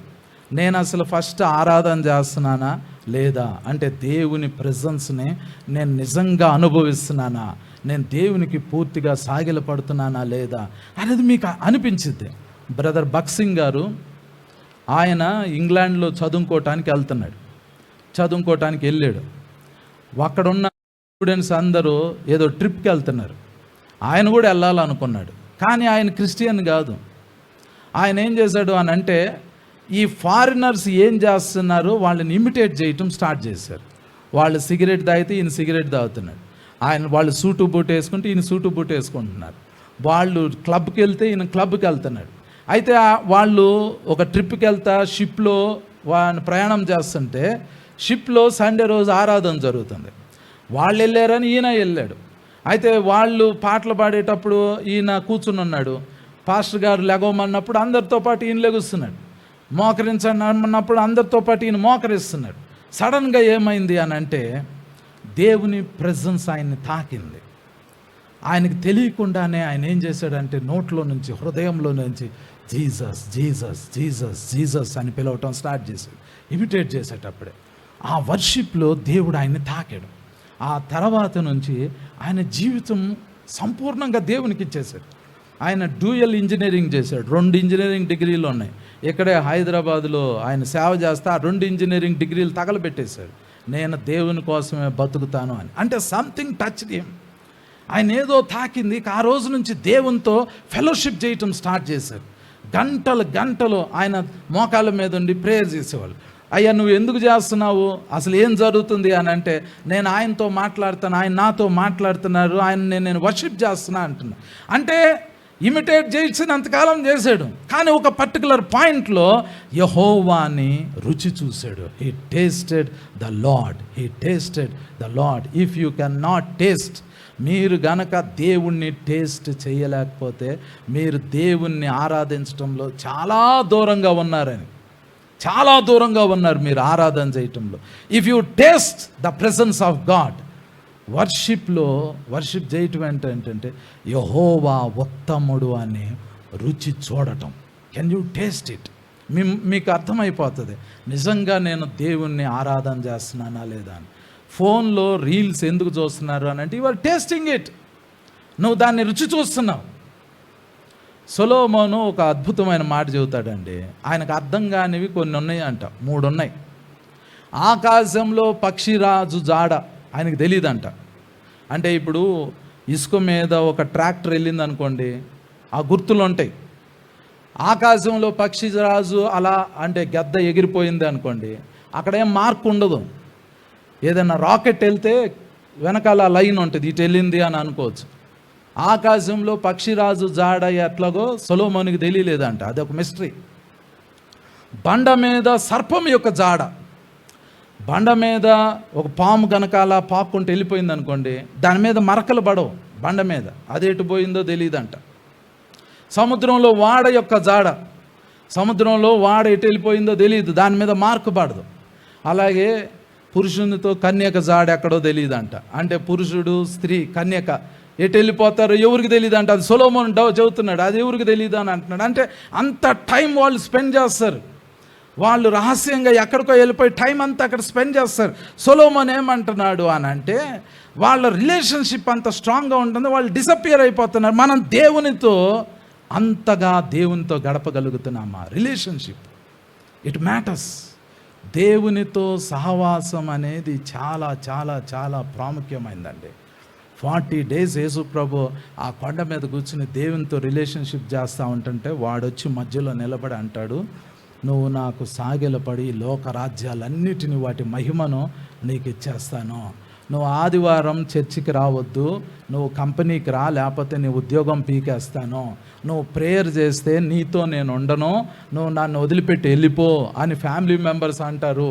నువ్వు ప్రేయర్కి వెళ్తే, నువ్వు ప్రార్థన చేసుకుంటానంటే, నువ్వు ఆరాధన చేసుకుంటాను అని అంటే, నువ్వు నాకు అవసరం లేదు అని నీకు కావలసిన వాళ్ళు అంటారు, వాళ్ళు తృణీకరిస్తారు. నువ్వు చేయాల్సింది ఏంటంటే, are you protecting your relationship with God? నువ్వు దేవునితో సహవాసాన్ని కాపాడుకుంటున్నావు. లాస్ట్ డేస్లో 666వ ముద్ర వచ్చినా, యాంటీ క్రైస్ట్ వచ్చినా, సాతాను వచ్చినా, కరువు వచ్చినా, యుద్ధాలు వచ్చినా, తెగుళ్ళు వచ్చినా, అవన్నీ మీ దగ్గర నుంచి ఒక్కదాన్నే దొంగిలించడానికి తీసుకెళ్తున్నాయి. ఆ ఒక్కటి ఏంటి అని అంటే వర్షిప్, ఆరాధన. ఈ 24 గంటల టైంలో మీరు దేవునితో గడిపే ఆ సమయం లేదు అనుకోండి, యు ఆర్ నాట్ వర్షిప్పింగ్. మీరు ఆరాధన చేయట్లేదు. ఆరాధన చేయనోడిని దేవుడు కోరుకోలేడు. ఆరాధన చేయనోడిని సాతాను కూడా తీసుకోడు. ఆ డైరెక్ట్గా మీకు నరకానికి వీసా కొట్టేస్తాడు. అంటే ఆడు మిమ్మల్ని ఏం టెంప్ట్ చేయాల్సిన అవసరం లేదు, you are directly getting into hell. ఆడు మీ దగ్గరికి వచ్చి మిమ్మల్ని శోధించి మీకు అన్నీ ఇచ్చి తప్పించాల్సిన అవసరం లేదు, అంత ఇన్వెస్ట్మెంట్ మీ మీద పెట్టాల్సిన అవసరం లేదు. ఆడికి తెలిసి వీడేటు డైరెక్ట్గా డుబుక్కున అగ్నిగుండంలోకి వెళ్ళిపోతాడు, వీడి మీద మనం టైం వేస్ట్ అని అనుకుంటాడు. కానీ మనం వర్షిప్ చేయడానికి ఇష్టపడితే వాడు చాలా ప్రయత్నాలు చేస్తాడు. వరల్డ్ మొత్తం తీసుకొచ్చిస్తానంటున్నాడు, లోకరాజ్యాలన్నిటినీ చేస్తానంటున్నాడు జస్ట్ ఫర్ వర్షిప్. అంటే మీరు అర్థం చేసుకోవాల్సింది ఏంటంటే, వర్షిప్ ఎంత విలువైందో చూడండి. సాతాను ఏమంటున్నాడు, వాడు మోసం చేసి అబద్ధాలు ఆడి దొంగిలించి ఎలాగో ఈ భూమి మొత్తాన్ని రాజ్యాలన్నిటిని వాడు తీసుకున్నవాడు వాడి దగ్గర ఉంచవచ్చు. వాడు వచ్చి ఏమంటున్నాడు అంటే, నన్ను వర్షిప్ చేయి, ఇది ఇచ్చేస్తా అంటున్నాడు. అంటే మీరు అర్థం చేసుకోవాల్సింది ఏంటంటే, వర్షిప్ ఎంత విలువైందో చూడండి. ప్రోస్కూనియో, సాగిలపడటం, ఆరాధన చేయటము, అది ఎంత విలువైందో దాన్ని దేవుడు కోరుకుంటున్నాడు, దాన్ని సాతాను కోరుకుంటున్నాడు. దాని కొరకు సాతాను అన్ని చేస్తానంటున్నాడు. దేవుడు తన సొంత కుమారుణ్ణి చేశాడు మనల్ని సంపాదించడానికి. సృష్టి మొత్తాన్ని చేసింది వర్షిప్. మీ లైఫ్ టైంలో మీరు కోట్లు సంపాదించుకున్న, కుటుంబాలు ఉండిన, ఆస్తిపాసులు ఉండిన, గొప్ప ఐశ్వర్యం ఉండిన, పేరు ప్రఖ్యాతులు ఉండిన, మీ లైఫ్లో వర్షిప్ అనే ఒక్కటి ఉందనుకోండి, అదే సాతాను చూస్తాడు, అదే దేవుడు చూస్తాడు, అదే మీ జీవితంలో అన్నిటికన్నా విలువైంది. దాన్ని అందరూ కోరుకుంటారు. దాన్ని మీరు స్టార్ట్ చేయాలి, దాన్ని మీరు అవలంబించుకోవాలి, దాన్ని మీరు దేవునికి ఇవ్వటం స్టార్ట్ చేయాలి. అప్పుడు ఏం చేస్తారు అని అంటే, దేవుడు నీతో సమయం గడపడానికి ఇష్టపడతాడు. అట్టి కృప పరిశుద్ధాత్మ దేవుడు మనందరికీ దయచేయను గాక. అందరం కళ్ళు మూసుకుందాం. దయచేసి అందరు కళ్ళు మూసుకోండి. దేవుని కుమారి ఈరోజు మనము ఒక తీర్మానం తీసుకుపోయే ముందు ప్రభు తన ఆశీర్వాదాన్ని మీ మీదకి రిలీజ్ చేయబోతున్నారు. మనం వెళ్ళబోయే ముందు మీ కొరకు ప్రార్థన చేయాలనుకుంటున్నాము.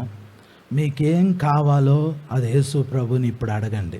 మీరు ఇంటికి ఉన్నారు, యేసు ప్రభు ప్రెజెన్స్లో మీరున్నారు. మీకేం కావాలో యేసు ప్రభుని ఇప్పుడు అడగండి. మీరు ఏం అడుగుతున్నారో అది యేసు ప్రభు వింటున్నారు. అది యేసు ప్రభు వింటున్నారు. అనుగ్రహించేది ఆయన. నీకేం కావాలో నీ హృదయం, నీ నోరు, నీ మనస్సు తెరిచి యేసయ్యతో అడుగు. నాయనా, నాకు ఇది కావాలి ప్రభువా అని అడుగు. ఎందుకంటే మనం ఆరాధించే దేవుడు సజీవుడు. మనం ఆరాధించే దేవుడు బలమైన దేవుడు. ఆయన అద్భుతాలు, ఆశ్చర్య కార్యాలు, మహత్కార్యాలు చేస్తాడు. ఆయన సాతాన్ని మన పాదముల క్రింద చితకదొక్కించాడు. ఇప్పుడు మనకి ప్రభువు ఉన్నారు. ఆయన అడగండి, ఆయన అడగండి. Thank you. స్తోత్రం తండ్రి, స్తోత్రం, స్తోత్రం, స్తోత్రం, స్తోత్రం, స్తోత్రం, స్తోత్రం, స్తోత్రం. తండ్రి, ఈ రాత్రి ఇక్కడ నీ బిడ్డలు ఏం అడుగుతున్నారో ప్రభువా అది మీరు వింటున్నారు తండ్రి. తండ్రి, మీ హస్తం చాపండి నాయన. ఇప్పుడు వారికి స్వస్థత దయచేయండి. వాళ్ళు ఏం అడుగుతున్నారో అది ఇప్పుడు వారికి అనుగ్రహించండి నాయన. వారికి అది తెలియాలి నాయన. మీరు అది అనుగ్రహించారు అని వాళ్ళకి తెలియాలి ప్రభా. అది ఇప్పుడు వాళ్ళ ఆత్మలో అనుభవించాలి తండ్రి. అద్భుతం చేయండి ప్రభా, అద్భుతం చేయండి తండ్రి, అద్భుతం చేయండి నాయన, అద్భుతం చేయండి తండ్రి. నేను ఒక విజన్ చూస్తున్నా, దర్శనం చూస్తున్నానండి. ఇక్కడున్న కొంతమందికి వర్షంలో తడిస్తే, వర్షం మీద పడితే ఎలా ఉంటుందో అలాగ కొంతమందికి దేవుడు అలాంటి ఎక్స్పీరియన్స్ ఇస్తున్నారు. అదేంటి అని అంటే తన ఆత్మ కొమ్మరింపు మీ మీద జరుగుతుంది. మీ తల నుండి అరికాలు వరకు ఆత్మ కొమ్మరింపు జరుగుతుంది. ఆయన సన్నిధి, ఆయన ఆత్మ, ఆయన అభిషేకం మీ మీద పోయబడుతుంది. Receive it, receive it, receive it, receive it. ఎవరికో కన్ను ప్రాబ్లంగా ఉంది, ప్రభు తాకుతున్నారు, ఇప్పుడు స్వస్థపరుస్తున్నారు. Receive it, receive the receive receive it. నరాలు బలహీనతతో వచ్చిన వాళ్ళు, నరాలు చచ్చుబడిపోయే స్థితిలో వచ్చిన వాళ్ళకి ప్రభు స్వస్థత చేస్తున్నాడు. పొందుకోండి. అవి బలపడటం చూస్తున్నా, ఇప్పుడే అవి బలపడటం చూస్తున్నా. ఎముకల్లో మార్పు జరుగుతుంది. పొందుకోండి, అభిషేకం పొందుకోండి, అభిషేకం పొందుకోండి, పొందుకోండి. Receive the power, receive the power, receive the power. పరిశుద్ధాత్మ దేవుడు కొంతమంది మీదకి దిగి వచ్చి నిలవటం చూస్తున్నా. Receive it, receive it, receive it, receive it. పరిశుద్ధాత్మ దేవుడు he is coming like never before. ఇంతకుముందు ఎన్నడూ లేనట్లుగా పరిశుద్ధాత్మ దేవుడు చాలా బలంగా దిగి వస్తున్నాడు. You are feeling, you are experiencing the joy. ఆ ఆనందాన్ని మీరు అనుభవిస్తున్నారు, ఆ సంతోషాన్ని మీరు అనుభవిస్తున్నారు. పొందుకో, పొందుకో కుమారి, పొందుకో, పొందుకో, పొందుకో. ఆ ఆనందాన్ని పొందుకో, ఆ సంతోషాన్ని పొందుకో, ఆ జాయ్ని పొందుకో, ఆ మహిమను పొందుకో. Receive, receive, receive. The heaven is opened, the heaven is opened, the heaven is opened. పరలోకంలో కొన్ని స్థలాలు ఓపెన్ అవుతాయి. పొందుకోండి, పొందుకోండి. మహిమని మీ మీదకి దిగి వస్తుంది, మహిమ మీ మీదకి దిగి వస్తుంది, మహిమ మీ మీదకి దిగి వస్తుంది. Receive it, receive it, receive it. కొలత లేకుండా, కొలత లేకుండా, కొలత లేకుండా. కుమారి పొందుకో, కుమారుడా పొందుకో. Receive the anointing. Thank you, thank you, thank you mighty father. నాయనా, నీ బిడ్డలందరినీ రాత్రి తాకినందుకు వందనాలు, ఆశీర్వదించినందుకు వందనాలు, అభిషేకించినందుకు వందనాలు ప్రభా. ఈ రాత్రి నీ బిడ్డలను బ్లెస్ చేసినందుకు వందనాలు. ఈ స్థలం నుంచి వాళ్ళు వెళ్తూ ఉండగా వాళ్ళతో పాటు మీ ఏంజల్స్ని పంపించండి, మీ ప్రెజెన్స్ని పంపించండి, మీ కృపను పంపించండి. నీ బిడ్డల మీద నీ ముద్రలు ఉంచండి నాయన. తండ్రి, వారి జీవితాల్లో ఈ ఆనందం, ఈ సంతోషం, ఈ ప్రెజెన్స్ నిత్యత్వం వరకు ఉండటానికి కృప చూపించమని యేసు నామంలో ప్రార్థించి వేడుకొంచున్నాం తండ్రి. ఆమేన్. మన తండ్రి అయిన దేవుని ప్రేమ, ఆయన కుమారుడు మన ప్రభు అయిన యేసుక్రీస్తు వారి కృప, పరిశుద్ధాత్మ యొక్క అన్యోన్యమైన సహవాసం మనందరికీ ఇప్పుడు ఎల్లప్పుడూ సదాకాలం తోడై ఉండునుగాక. ఆమేన్, ఆమేన్, ఆమేన్.